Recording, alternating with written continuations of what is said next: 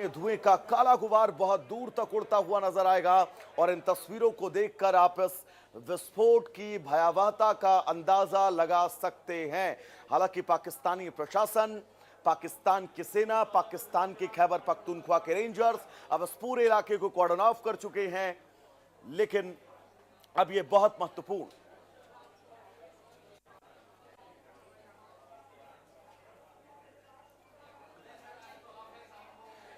हमारे साथ कमांडर भूषण दीवान जी जुड़े हुए हैं। भूषण जी, बहुत स्वागत है आपका इंडिया न्यूज पर। पाकिस्तान का खैबर पख्तूनख्वा और वहां पर एक बार फिर 10 दिनों के अंदर दूसरा बहुत बड़ा फिदाइन हमला।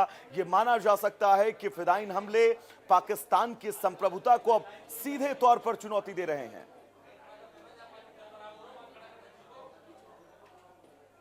खा रहा है, पहले पीओके की तरफ से था, मेरी आवाज सर आप तक पहुंच रही है? तकलीफ थी, अब खैबर पख्तूनख्वा की तरफ से है। इनका यही काम रहना है और मुझे तो ये लगता है पाकिस्तानी फौज चाहती नहीं लड़ाई खत्म हो। क्यों?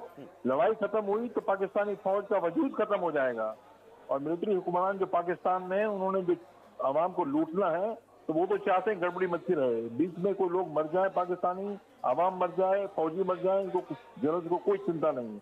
ये संभाल नहीं सकते पाकिस्तान को और इस सही से हो रहा है और बढ़ेगा ये तो।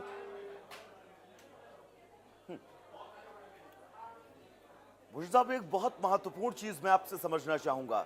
जिस संगठन ने इस हमले की जिम्मेदारी ली है, पाकिस्तान के खैबर पख्तूनख्वा में एक्टिव टीटीपी संगठन, इन दोनों संगठनों में कोई बड़ा तालमेल या फिर कोई ऐसी खबर, कोई ऐसी जानकारी?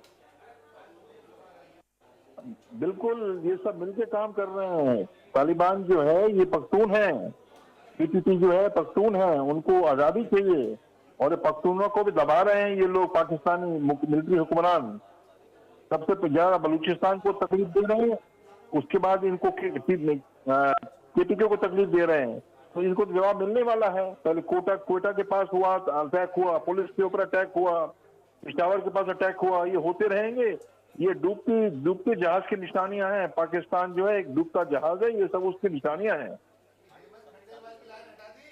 और दीवान साहब, क्या ये मानकर चला जाए कि आज की इन परिस्थितियों में पाकिस्तान एक ऐसे टाइम बम पर बैठा है जो टाइम बम कभी भी ब्लास्ट होकर पाकिस्तान को कई टुकड़ों में विभाजित कर सकता है? क्योंकि पहला प्रकरण बलूचिस्तान का, दूसरा पाक अधिकृत कश्मीर का और तीसरा ये सबसे महत्वपूर्ण फ्रंट खैबर पख्तूनख्वा का, जहां पर लगातार फिदाइन हमले जारी हैं।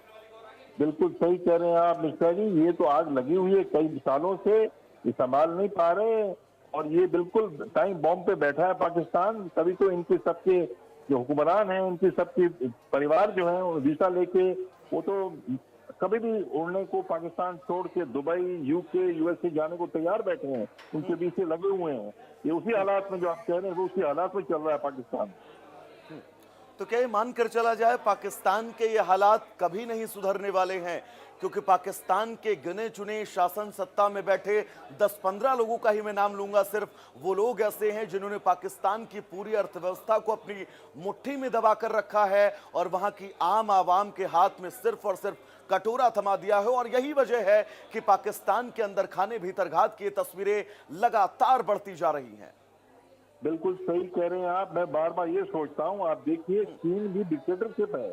जो टॉप 500 लोग चीन के अंदर हैं वो तो ठीक है, वो मौज में हैं, और देश के प्रति तो तरक्की के राह पे लेके चल रहे हैं। दुनिया में चीन को आगे बढ़ा रहे हैं।